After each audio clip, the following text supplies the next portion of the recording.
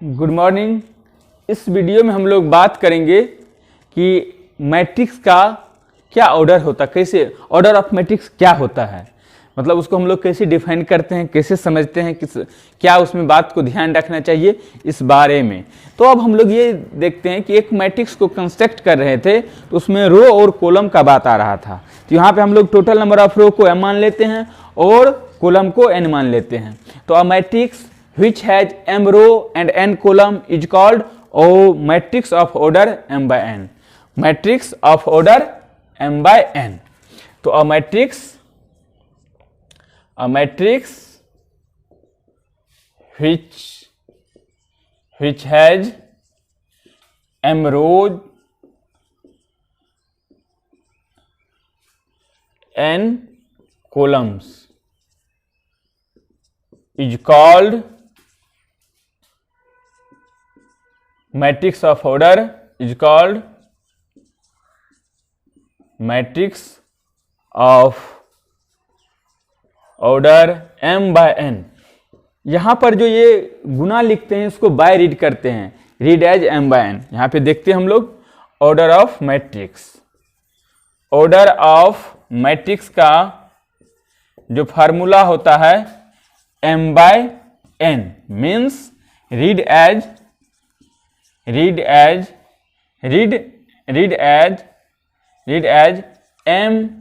by n, read as m by n। यहां पे इसको हम लोग रीड करेंगे m by n, इसको हम लोग क्या रीड करेंगे m by n। अब एक बात है कि यदि कोई मैट्रिक्स है उसमें m रो है और n कॉलम है तो उसको कंस्ट्रक्ट कैसे करेंगे, कैसे उसको बनाएंगे, कैसे उसको देखेंगे।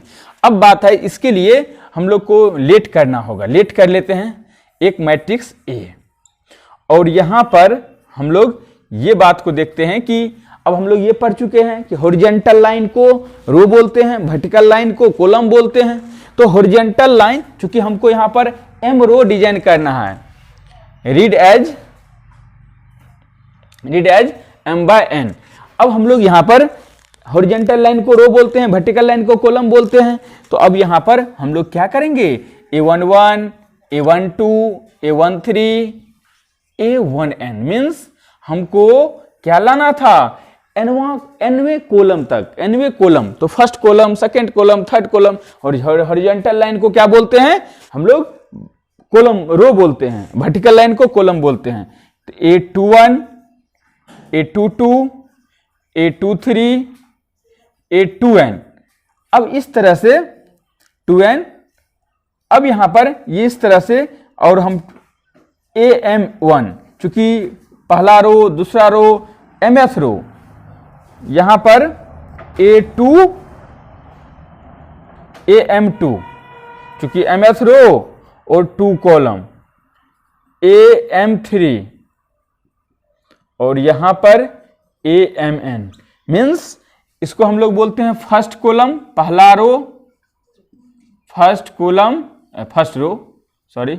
फर्स्ट रो इसको बोलते हैं फर्स्ट रो R1 जिसको हम लोग बोले थे डिनोट करते हैं। सेकेंड रो इसको R2 डिनोट करते हैं और इस तरह से इसको mth रो जिसको हम लोग RM डिनोट करते हैं। अब एक बात है यहां पे कॉलम, फर्स्ट कॉलम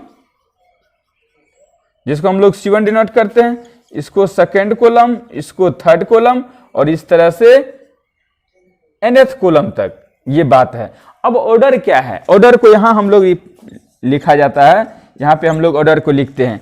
यदि इसमें total number of row m है और total number of column n है तो उसको हम लोग इस तरह से क्या करेंगे, रिप्रेजेंट करेंगे। अब बात आता है यहां पर कि ये जो है m क्या है, m है total number of row. m क्या है, टोटल नंबर ऑफ रो। इस चीज को हम लोग आगे भी ये कर सकते हैं, लेकिन यहां पे ये समझते हैं कि m क्या है।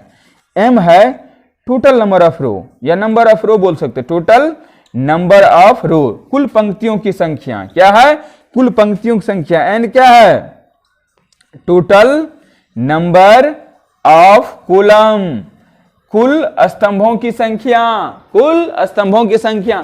अब एक बात आता है कि ये जो हम लोग एक मैट्रिक्स कंस्ट्रक्ट किए हैं, क्या इसको शॉर्ट फॉर्म में लिखा जा सकता है? जरूर लिखा जा सकता है।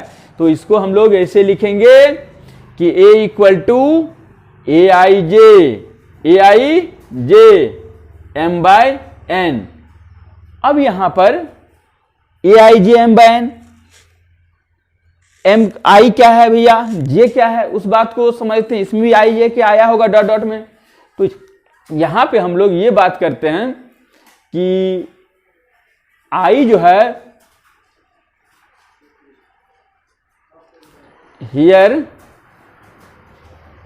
ए I J denotes the element of Aij denotes the element of ith row and jth column. Aij जो है आईवी पंक्ति और जेवे स्तंभ को डिनोट करता है। Aij करता है आईवी पंक्ति और जेवे स्तंभ को डिनोट करता है। अब यहां पे आई जो है ये रोओं की संख्या है, आई और जे क्या है, रोओं की संख्या। तो यहां पर आई का मान हो जाएगा 1 2 3 4 5 6 एम तक।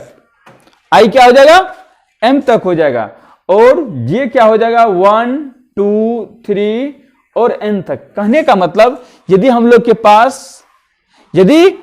पास एम का मान टोटल नंबर ऑफ रो आ गया 2, तो आई का मान क्या हो गया, आई का मान हो गया 1 और 2। यदि हम लोग पास एम आ गया 3, टोटल नंबर ऑफ कोल रो 3, तो आई का मान हो गया 1 2 3। इस तरह से कॉलम यदि आ गया 2, तो जे का मान हो गया 1 2। इस तरह से कॉलम आ गया 3, यहां पे जे का मान आ गया 1 2 3 और हाँ 3 है तो जे का मान आ गया 1 2 3। तो इस तरह से हम लोग एक मैट्रिक्स को कंस्ट्रक्ट करते हैं। ए आई जे क्या है, आई में रो और जे में कॉलम की संख्या को बताता है। यहां पे भी एक और बात सीख सकते हैं। A11 क्या है, A11 क्या रिप्रेजेंट करेगा, element of first row and first column, first row and first column, first row and first column. क्या बताता है, A11 element of first row and first column. A12 क्या बताता है, element of first row and second column. AMN क्या बताता है, element of mth row and mth column. ये रहा बेसिक किसी मैट्रिक्स को कंस्ट्रक्ट करने के लिए। परिवार में 4 सदस्य है, उसको मैट्रिक्स में रिप्रेजेंट करना है, तो 2 को रो में बैठा देते हैं, 2 को अरेंज कर लेंगे, जैसे हम लोग ABCD में किए थे अभी पिछले वीडियो में। तो आप अब इस पे किस तरह का क्वेश्चन आता है, नंबर ऑफ एलिमेंट क्या होता है। एक बात यहां पे और ध्यान देना है, यदि ये मैट्रिक्स कंस्ट्रक्ट हुआ है तो इसमें एलिमेंट की भी संख्या होगी। नंबर ऑफ एलिमेंट क्या होगा, इसको तो हम काउंट नहीं कर सकते हैं, लेकिन काउंट किया जा सकता है। इसको कैसे करेंगे, आप इसको पॉज करके नोट डाउन कर लीजिएगा। देखिए यहाँ पे आप इसको पहले क्या कीजिए, पॉज करके नोट डाउन कीजिए और यहाँ पे ये देखते हैं कि नंबर ऑफ एलिमेंट क्या होता है। हाँ, इसमें कितना एलिमेंट है, पूछ दे कि हम जैसे 4 एलिमेंट का बात करते हैं, 10 एलिमेंट का बात करते हैं, 5 एलिमेंट का बात करते हैं, 6 एलिमेंट का बात करते हैं, तो ये यदि m रो और n कॉलम है तो उसमें कितना एलिमेंट है, उसमें एलिमेंट है, उसका बात करते हैं। नंबर ऑफ एलिमेंट्स या टोटल नंबर ऑफ एलिमेंट्स, ये भी बोल सकते हैं आप। तो जो रो की संख्या है m और कॉलम की संख्या, उसको मल्टीप्लाई कर दीजिए। रो और कॉलम को क्या कीजिए, मल्टीप्लाई। ऑर्डर में क्या होता है, उसको हम लोग m/n करके बात करते हैं, लेकिन कॉलम में क्या करते हैं, उसी रो और कॉलम। मान लेते हैं 3/4 का मैट्रिक्स है, तो उसमें कितना एलिमेंट होगा, 3 × 4 12। होल 3/3 का मैट्रिक्स है, कितना एलिमेंट होगा, 9। 2/2 का मैट्रिक्स है 4। तो हम ये समझते हैं कि आप समझ गए होंगे। और यदि दिक्कत है तो आगे वीडियो को देखिए। इसी पे बेस्ड जो कंसेप्ट, जो क्वेश्चन आता है बेसिक लेवल का, उसको हम लोग देखेंगे कि आपको पूरा कंसेप्ट क्लियर हो जाएगा। Thank you.